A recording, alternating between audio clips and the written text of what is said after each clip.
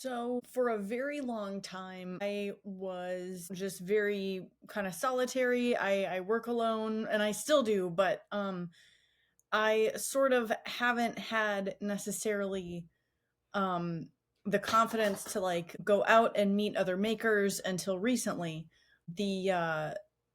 The Weaver event that I attended as a guest this past May was kind of the first time that I had put myself out there to meet other leather workers in person and sort of like get involved in the community a little bit. So that was definitely new for me, and it was an incredibly rewarding experience. Welcome to Create and Connect, the podcast, where makers and artists of all kind talk about how they connect with others through their creation. I'm your host, Tom Breslin, the face behind the Phoenix Woodshop. Today, my guest is Jamie Seel of Seel Made Leather Goods. Jamie has been crafting leather goods for the past 8 years and is a full-time artist and entrepreneur. Her formal education in fashion design helps her with her daily process, while her friendships help her create her own unique style. Most of her products are sold online, but if you live in the Columbus, Ohio area, you may see the Seel Made mobile fashion truck at the local fair. Help me welcome Jamie. Thanks for joining me today. Thanks for having me, Tom. That was an awesome intro. That was cool. It's great to talk to you and be on this podcast. Thanks so much. So I listened to your podcast of Making Problems to Solve with Dave Brewer, and you gave such a compelling story of your humble beginnings and trying to make education profitable. I heard you talk about how your mom was very practical and saying, "Can you make money off of this?" Which is what most parents say, but I really got jazzed up when you took a leap of faith and made making and leathercraft your full-time profession, which is your day job, which is awesome. And then the fashion truck, which I want to talk more about. Tell me how you're able to connect with people through your leather goods. So, for a very long time, I was just very kind of solitary. I work alone and I still do, but I sort of haven't had necessarily the confidence to like go out and meet other makers until recently. The Weaver event that I attended as a guest this past May was kind of the first time that I had put myself out there to meet other leather workers in person and sort of like get involved in the community a little bit. So that was definitely new for me, and it was an incredibly rewarding experience. And then from that Weaver weekend, you met a few people and it morphed into something more. Tell me about that. Yeah, absolutely. So I actually got the tickets to the Weaver event for myself as like a little bit of a birthday gift to me and as a way to force myself to actually commit to going to this because I was terrified to go. I went alone just by myself, and I had known Ethan and Dennis from Instagram. So we had messaged a few times on Instagram and talked in like Discord groups and stuff like that. So I saw that they were coming to town, and I told myself I need to go and actually do the thing. So I went and white knuckled it through the whole experience for the first half of day one. And I did the thing, and I told myself there was like a barbecue dinner at night that first day. I was kind of like lurking in the parking lot after being around a bunch of people all day. And I sat there, I was looking at my car, and I thought, I can just go home right now. I can hide away and leave and go back to my comfort zone where it's great. You mentioned my mom is very she's very financially savvy and very frugal. All my life that's how I was raised. She's the books person. And I heard her voice in my ear that was like, the dinner was part of the ticket fee that you paid. So you already bought it. You might as well do it. And I turned away from my car and went down and made a plate, sat at the table. And lo and behold, Jimmy and Patrick sat next to me and struck up a conversation. The two nicest guys in the world. Oh, absolutely. Yeah, absolute gentleman and very inclusive. You wouldn't know that Jimmy has been on all these videos and different shows and TV shows and Netflix. And Patrick, he's the most famous guy for not being famous. Yeah, I mean, Patrick is so he talked to me the majority of that time, and was just so like welcoming and encouraging and down to earth, and Jimmy was there like cracking jokes, and it was just like a really great experience where I felt like I belonged to a part of a community, and that was the first time that I had sort of really felt that, and it kind of changed the trajectory of everything for me this year. That's great. Just a small interaction with those two guys. They seem like your long lost cousin and the fun uncle, Yeah. and they play back and forth on those two roles. But it's great that you were able to push out of your comfort zone. On one of the previous podcasts, Papa Chad said that the Maker event is the only place that an introvert can be an extrovert. Yes, 100%. That is like the most true statement I've ever heard, because I'm incredibly introverted, and that yeah, I mean, Maker Camp and the Weaver event, you're surrounded by people who think the same way that you do, and have the same, maybe not the same like niche interests, but the same sort of spirit behind it, where we want to find out what everyone else is doing and how they do it.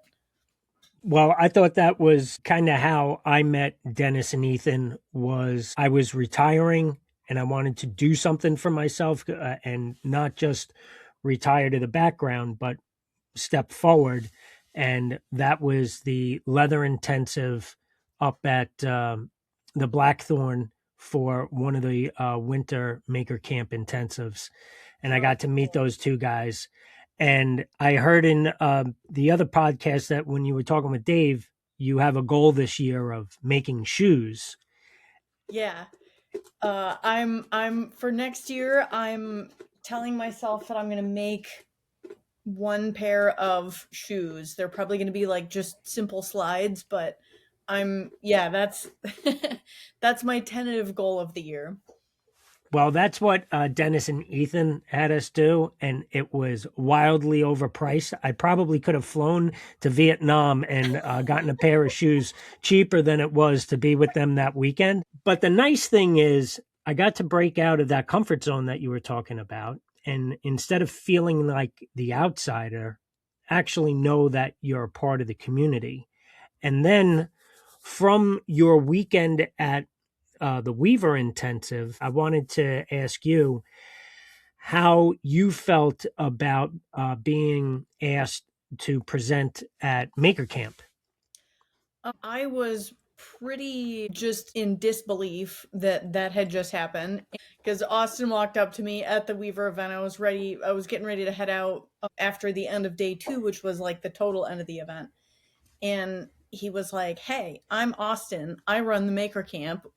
Would you like to teach a class about making handbags?" And I was like, uh yeah, absolutely. And he gave me his card, and then we went from there, but I definitely went back out to my car and cried after that. So that was that was it was neat. Now, had you taught anything prior to that? Had you Never. get so even through school, there was no, you were always the student, never the teacher, never the Yep. presenter? Yep, always 100% the student. And I still consider myself as such, because I love learning new things all the time. I'm always looking up new techniques, and learning about new machines, and just methods of making different like aspects of bags and things like that. So that sort of has turned into the teaching side of things, which I have found out that I really, really enjoy. What about it do you enjoy? I love talking to people who are interested in learning about the things that I also love learning about. I will talk about sewing machines and the process of making bags to anyone who will listen to me. So it's sort of, I'm known to like info dump about about sewing machines and the process of bag making to anyone, and having an audience who is really enthusiastic about hearing me talk about the things I love to talk about is a nice feeling. Well, it had to be super easy when you went to Maker Camp and you were part of the Weaver tent to talk about that. And when I was in the tent, you seemed so enthusiastic and almost in shock that you were one doing it and Yeah, two had to execute. But you pulled it off wonderfully, and the all the people that came around, they were all entranced by your presentation. And what I really thought was cool was, I think before you even started your first presentation, woman approached you to buy the bag that you were making for the presentation, but you needed the model to let them know what the finished product was. yeah, yep. And that had to be a little bit of a shock for you. Yeah, yeah, it was definitely surprising because the demo bag was not something that I like typically make. So it was definitely like um yeah, it was really surprising to hear that someone had connected with the demo enough to like want the piece that I had made in that moment. So that was really neat. And just a simple design, because I asked you for one of the demo bags Yeah. from my wife, and I usually make something for her when I'm away at an intensive. And when I came home, she goes, "What did you make?" And I said, "No, nothing. I don't have anything." Meanwhile, the following weekend was our wedding anniversary. So I gave her the bag for the wedding anniversary. Oh, awesome. Yeah, and she loves it. She uses it. She goes in and out of the city all the time. So it's the perfect bag for in and out of the city. Oh, that's great. Yeah, that's awesome to hear. I'm glad she loves it. Yeah. She also wanted to know how come I didn't have it branded with anything on there, but I'd say, Oh, yeah. I should have branded the pieces before I went or just brought my stamp in general. I'll definitely have to do that for next year. well, next year, are you going to bring the mobile fashion truck? Possibly. Austin invited me to bring it this past year and I would have loved to, but it's a whole experience to drive and I live about 9 hours away. So I don't know that I could physically drive it for 9 hours without having a total meltdown, but I'm going to But try it's to figure it out for this next year. but it's street legal. Yeah. Yeah, it is. It's 25 feet long and almost 13 feet tall. So it's Well, I got a suggestion for you. I say that you tell Dennis Forrester from 21 Grams to fly into Ohio and he and I can drive it out. The only problem is he is a worse passenger than my wife is. that sounds perfect. I think you guys should definitely drive it out. Well, if you set up your fashion truck and if nobody has seen it, they got to go to your website to take a look at it because you spoke about it in depth with Dave. And I looked at it online because I was so stoked to hear about it and you telling the story about purchasing it at an auction. And Yeah. I mean, that's a complete leap of faith, but it has a stage on it. So you almost have to like uh, connect with the total boat people and say you'll have the karaoke performance on your stage Yes, that'll be perfect. so you could have everybody come into the fashion truck and see everything and make sure that you get enough foot traffic that you can sell all the products. Yes, 100%. And that's I have some plans for this coming year for updates and upgrades that I want to make to it that yeah, I think that would be awesome to have it there just in general. I think that would be really cool. Yeah. I know that you had said again on the previous podcast that your personal friends don't want to hear about the sewing machines. Yeah. And they do, they will listen to me, but it's just an unending stream of consciousness that I want to be talking about sewing machines all the time. So it's a little much for anyone who's not directly involved. How about that hand crank sewing machine that was in the Weaver tent that Jimmy DeResta donated for the Maker Weekend? That was really cool. I had never used one of the hand crank type machines before, and I was honestly surprised by how nice of a stitch it put down and honestly how simple it was to use. Yeah, the ease of it was really comfortable. Yeah. So if you're doing thicker material like a handbag or like a sheath, that's definitely the machine that you want to have. Yeah, for sure. Especially like I know a lot of people get started in leatherworking just by like hand stitching. There's a common theme where people are a little intimidated by the idea of getting an electric powered machine to start doing their stitching with, and I think that's a really good middle ground. For the hand crank machine, you have complete control over the speed and direction that you're stitching in. Yeah, especially with the tight turns that you have with the handbag, or even with somebody who does sheath making. There's a Yeah, lot of tight definitely. turns. Yeah, that's a great machine. So, what one product or design that you really are drawn to other than the handbags? Because you have a whole host of unique leather accessories. Yeah, so outside of handbags, I would say that I like making like home accents. And I used to make leather plant hangers like a lot when I would do events previously 2, 3 years ago. Um, and it got to the point where the type of leather that I use and the like extensive edge finishing processes that I do with my handbags didn't really line up with the price point that I wanted to offer the plant hangers at. So I phased out of those, but I'm getting the itch again, and I love leather plant hangers, and also just like cool like home accents that are made out of leather. So I think I'm really gonna start diving back into that for this next year. I have some cool ideas. I actually had some dies made by Weaver, their new polycarb dies, and they're in the shape of chain links.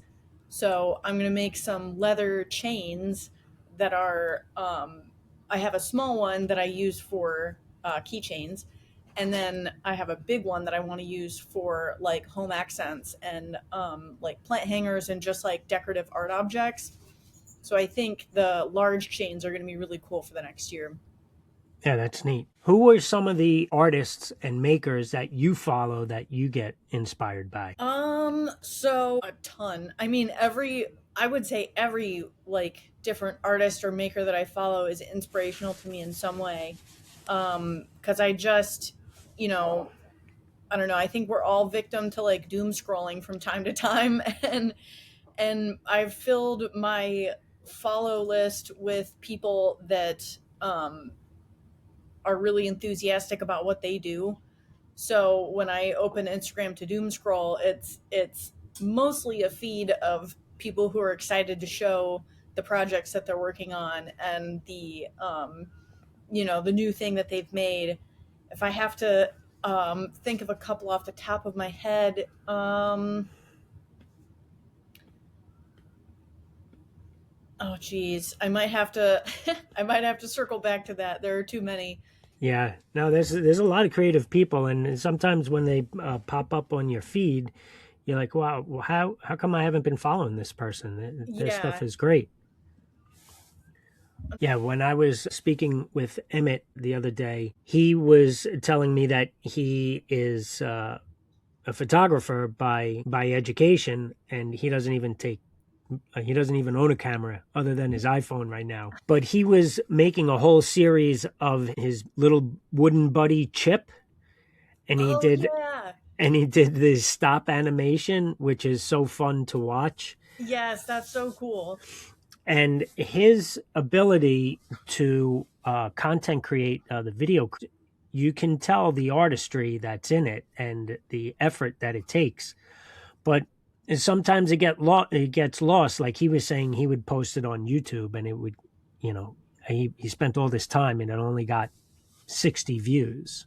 Yeah, yeah, that's the main hurdle I think with a lot of like content creation is that you put all this effort into it and you're super excited to show the world something that you made and nobody sees it even though you might have a lot of followers. It just gets buried in the algorithm and I think that's super disheartening. Yeah. Well, I noticed for me, like my biggest support base is definitely family. They'll always say, "Hey, can for me on my scene machine, they would say, "Hey, can you make a large size name tag? A friend of mine is retiring from work, and I want to make his name badge, but I want to make it large enough so it looks like a trophy or something." Oh, nice. Yeah. Who do you rely on in your circle to make sure that it sounds like your mom is definitely in your corner, and Yes. even when she's not present, she's giving you sound advice. Oh, Who, yeah. who else do you have that is there for you? I would say definitely my mom is my number one. She's always giving me financial advice, number one, and business related advice.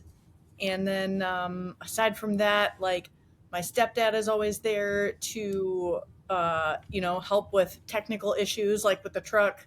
He's a trucker, and over the winter this past year, the truck like died in the lot that it sat in because I wasn't starting it regularly enough during the cold season. You don't have it on trickle charge? No, I need to though. I that's definitely something that I need to do this winter now. But they made the drive. They live 2.5 hours away from me. They made the drive down, and they had to pull it out of its parking spot a little bit to access the battery. So it was a whole like half day ordeal. But they dropped everything to come help me, and that's priceless. Yeah, you got to take it out on Friday nights and just drive around Columbus, Yeah, and yeah. like get pizza and park it there, and then Yeah, or find a local college band and just drop the stage, and yeah, sponsored by Seel made. right. That's a good idea. That'd be a lot of fun. And you also mentioned when you were speaking with Dave that your family is a bunch of car people. So what's your Mhm. favorite if you could have any car that money wasn't an object, what car would you get? Oh, geez, I would any car in the world. I would want to track down. My grandpa had a '78 Corvette pace car, and Nice. he That's was the original owner of it, and he sold it when I was, I think, like 14. And I would track that down and get that because I love a C3 Corvette. all right. I want a 71 Corvette. Oh, nice. Yeah, with the chrome bumpers and Yep, the yep. flat back. Yeah. I actually think I saw the 78 pace car because I was The at a car show this summer, Oh, really? and it might have been 80, but it could have been 78. The fashion truck that you have, is it automatic? It's automatic. I can drive stick. My fiance actually has a Mustang that's a stick shift, and I'm hesitant to drive it because it's real wheel drive and everything. But the truck is definitely an automatic. I couldn't stomach driving something like that was also a stick shift. Do you need a CDL license to drive it? No, it's actually kind of shocking what you don't need a CDL to drive because I think the cutoff for a CDL is 26,000 pounds and this one's 14,500. Oh wow! And what about and no air brakes, just regular? Nope, yeah, just regular brakes. Uh, that's an easy drive from Columbus. Yeah. Yeah. So I have a sister who lives in Cincinnati, and I've been there a bunch of times, and I've Oh, cool. driven straight through. And one summer with my two boys and my dad, we rented an RV and we stopped in Pittsburgh to see my brother, and then we went to Cincinnati to see my sister. And we were, Oh, nice. yeah, so it was baseball games. We were at Three River Stadium. Then we were at the Red Stadium. Cool. What are you looking forward to doing other than the shoes this year? What's a project that's on the horizon? I'm working on getting more and more into like my photo shoots and my production value on like the imagery that I put out. I got into it a little bit this year, and it was pretty rewarding to just create like a cool little vignette with like product photos and things like that, making short little videos. And this next year, I want to get a lot more into that and do more involved art direction around the brand, because I think that's one of the key pieces that I'm missing is good imagery and solid brand identity to put out there. Now that I have my products more or less solidified in their quality and design, I think the next step is my imagery for sure. And are you doing that, or is that somebody else? Yep, I'm doing that. I've always liked taking pictures and making videos. When I was fresh out of high school, I would run around with my friends, and we would take pictures in graveyards and stuff. And so I need to definitely get back into that. Are you taking classes for that? No, just YouTube mostly. Yeah, YouTube for everything. Yeah. Yeah, there's thank goodness for it, because there's a deep learning curve, especially for me. I'm a dinosaur, and if it's more than 2 clicks, Yeah. I'm done. Yeah, it's honestly, the videos that I've watched, it's all about just getting your settings correct, and then you're kind of good to go after that. Other than working on the videos and the shoes, are you working on new design for the bags? Yeah, I have one that's going to be coming out pretty soon here in early January. Is going to be a heart-shaped bag. It's a new iteration of a bag I've done in the past for like Valentine's Day season, and this is in my new softer pebbled leather. So that's been interesting to work with and interesting to build a pattern around the heart shape. I thought it would be easier, but it's turned out to be a little more difficult than I had planned. So I'm on the second iteration of that now. Oh, that's fun. Is it going to be ready for this Valentine's Day? Yeah, yeah. It'll be probably mid-January, even though I should definitely give myself a break this year after after I retired one of my most popular, or I wouldn't say most popular until now, but one of my longest standing bag designs. I decided to retire in November, and I opened orders one last time for this bag and got more orders in any like single session than I've ever had before. So I've been working on those nonstop for the last 4 or 5 weeks. So was that a actual strategy, like a marketing strategy, or you just thought I'm moving on from this style and I'm creating the new ones? Yeah, it's a combination of the two, because I I felt like I was ready to move on from that specific design style and into my new leather and my new like sort of more complicated construction methods that I have been working on lately. And and I also wanted to implement like I wanted to make a big push on this design one last time to give it sort of like a retirement party, I called it. And it worked a lot better than I thought it would. So now I'm left with a little bit of FOMO, kind of wondering if I really should have retired it or not. Well, unless you do it, you're not going to find out. And then if the demand is great enough, you can always go back to it. Limited run with a caveat, Yeah. so you'll know that it's the newest edition. Yeah, that's sort of where my head's at. Maybe like September, October next year, I'm thinking about doing something like a legacy order week where I Oh, have fun. my all of my retired styles back for a week where people can order them, and then I can produce them just once a year. Wow, that's great. That's a great idea. What customer or what person did you have the strongest connection with any one of your projects? So the larger, like overarching customer that I usually resonate with the best are like former emo kids like myself. We're in our mid to late 30s now, and a lot of my clients have like corporate jobs.